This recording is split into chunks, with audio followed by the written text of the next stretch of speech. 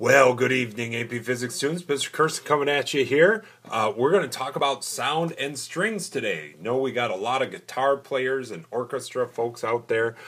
So how do those strings make music, and why do we adjust? How do we adjust those strings to make them make the notes we want them to? Well, it's all physics, and we're going to be talking about that today. So we're doing Chapter 12, Problem 24, and it states, I have a string and I want it to vibrate at 440 hertz. And the string is 32 centimeters long. What tension do I have to apply to the string in order to get it to vibrate at 440 hertz? Which it's been a while since my music days, but I think that's middle A, a note that you tune to. So there is one other piece of information here that problem 24 gave us. It was the mass of the string, which was 0.35 grams. Okay. So before we go into solving the problem here, let's talk about how strings make musical notes. So a string can vibrate in a couple of different ways. The most common way it vibrates is what we call at its fundamental or first harmonic. Okay, and that is you just pluck the string in the middle and it vibrates back and forth. So this is called the fundamental or the first harmonic. So notice here we have two nodes or places where the string is essentially not moving and one antinode. It is also possible for strings to vibrate in their second harmonic. That is, I have three nodes and two antinodes, right? And whether it vibrates in this mode or this mode is going to depend on how the force is applied to the string. But for this problem, we're going to assume the string is vibrating on its in its fundamental mode, and we want to know, hey, what tension do I need to have in the string so I get that nice frequency middle A? I think you've all seen on a guitar like the little knobs at the top that you adjust the tension for tuning the note. Okay, so there's two things going on here. First of all, let's remember the wave equation for all waves. The speed at which a wave travels is equal to the frequency at which it's vibrating times its wavelength. Now, a second equation that comes up sometimes is kind of a specialty equation, but it's in your chapter here. And it says that for a string, the speed at which a wave will travel down the string is equal to the square root of the tension force divided by the mass per unit length of the string.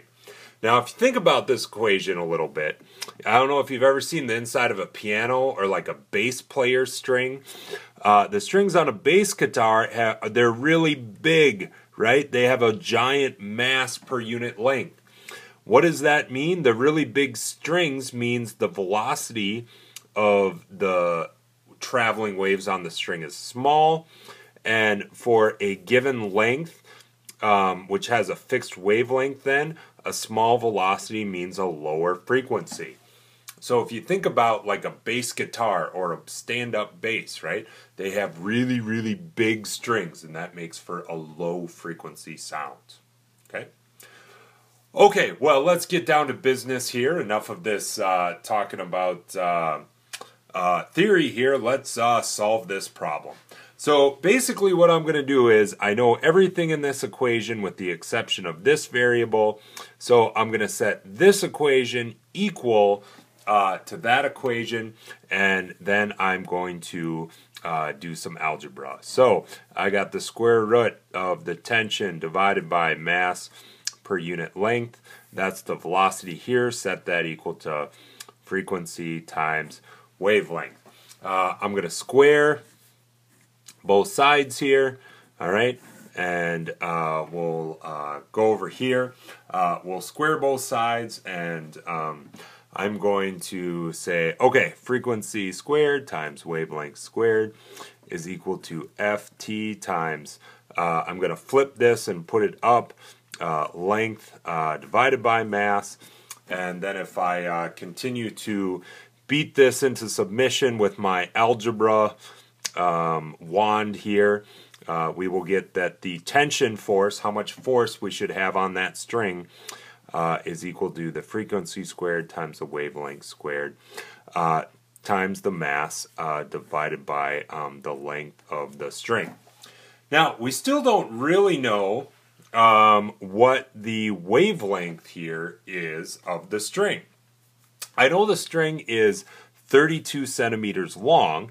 That is, this is 32 centimeters from here to here, right? But if it's vibrating in the fundamental mode of vibration, or the first harmonic, what would be the wavelength of this wave? Well, here, this is exactly half of a wave, right? The second harmonic would be one full wave, right? So I can go off to the side here and say that this length L is equal to 1/2 of a wavelength. In other words, the wavelength, sometimes we'll call this lambda sub 1 for the wavelength of the first harmonic, is equal to 2L, which would be 2 times 32 centimeters, which I'm going to want to switch everything into meters and kilograms since I'm going to deal with newtons, right? When you're dealing with newtons, you want everything to be in meters and kilograms.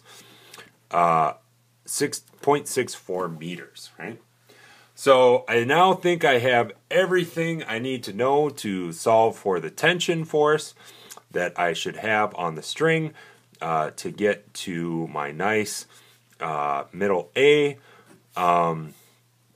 so I can be all tuned up, right? Oh, notice here, this mass is in grams.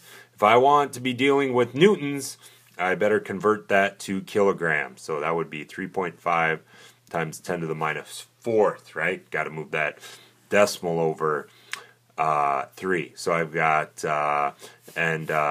L here then is my 0.32 meters, right? So if I plug that all in, I get about 87 newtons when I take significant figures into account. So that's about 20 pounds worth of force.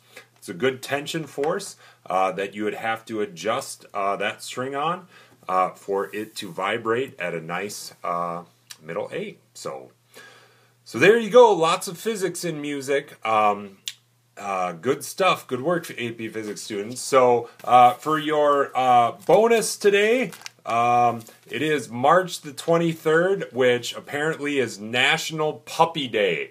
So rather than tell a joke here, we are going to show puppy pictures of young Raven. Oh, the young Raven. Oh, there's a young Raven and a young Mr. Kirsten. Oh, puppy pictures. Oh, let's get some good puppy pictures. Oh, there's a happy puppy picture. Oh. So we'll leave you with one last puppy picture. Oh, there you go. All right, good work, AP Physics students. We'll see you tomorrow.